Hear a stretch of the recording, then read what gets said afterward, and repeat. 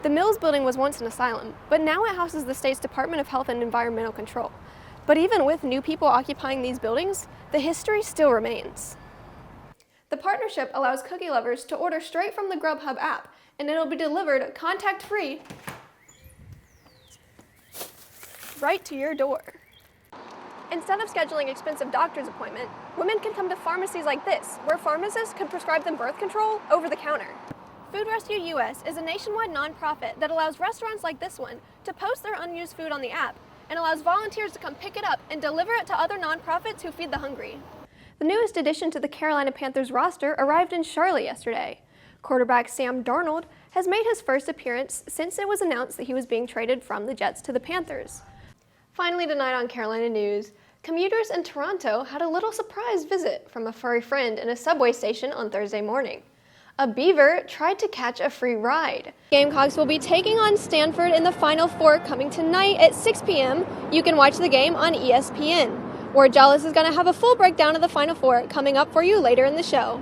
Live from 5 Points for Carolina News, I'm Chase Berley.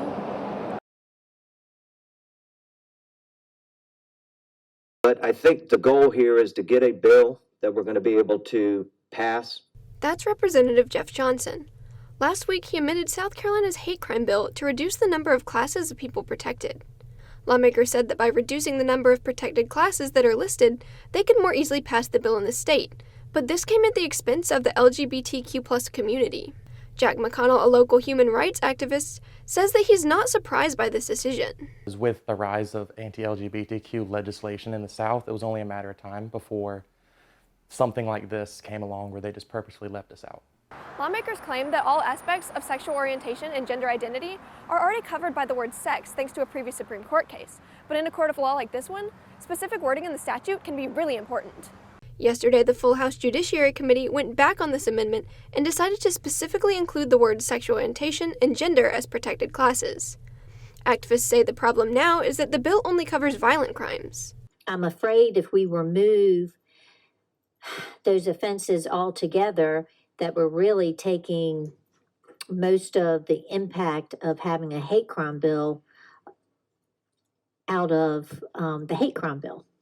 This bill could add up to 5 years to criminal sentences for those convicted of violent hate crimes, but now wouldn't add any additional punishment for nonviolent acts of hate. Something is better than nothing, especially in a state like South Carolina where queer rights aren't always at the forefront of things. You do have to take the wins you can get, I think. For Carolina News, I'm Chase Berley.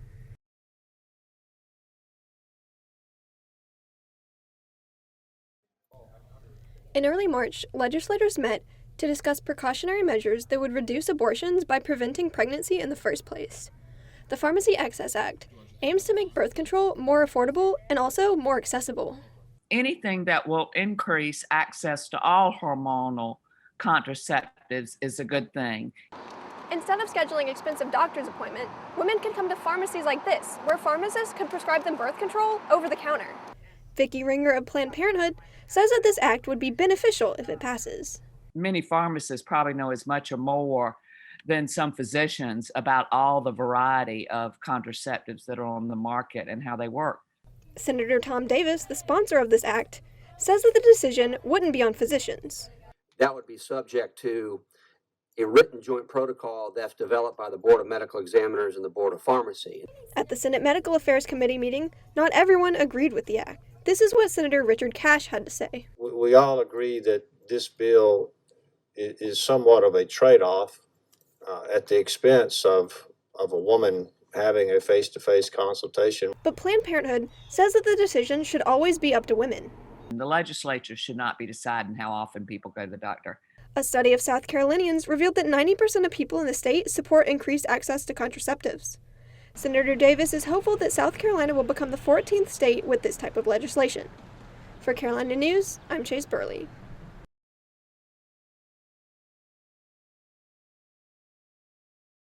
The Bull Street District, where once stood the South Carolina Lunatic Asylum on a sprawling 178-acre piece of land, now stands a few shops, a baseball stadium, and a skeleton of what once was.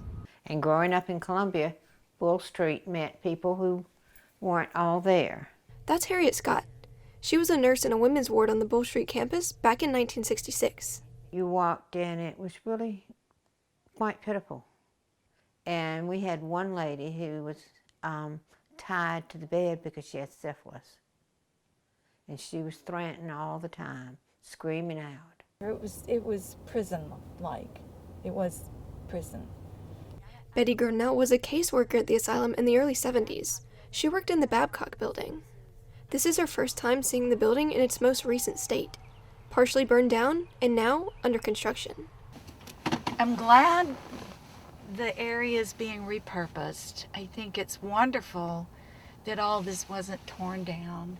Dr. Lydia Brandt, an art history professor at the University of South Carolina, says that buildings like these are worthy of being preserved, despite the poor treatment that was carried out here in the past. To make sure that we have visible representations of all aspects of our past, including pieces that we might be ashamed of. Brandt says that in order for preservation to happen, there has to be profit. And that's why the Babcock building that once looked like this now is being transformed into an apartment complex. The Mills building was once an asylum, but now it houses the state's Department of Health and Environmental Control. But even with new people occupying these buildings, the history still remains. I think it's a shame when history is forgotten, to see where were we, where have we come, and what do we need to reclaim from. And it wasn't all awful. There were some good things that were done for people. Good that will hopefully carry over to the next generation of these buildings' inhabitants. For Carolina News, I'm Chase Berley.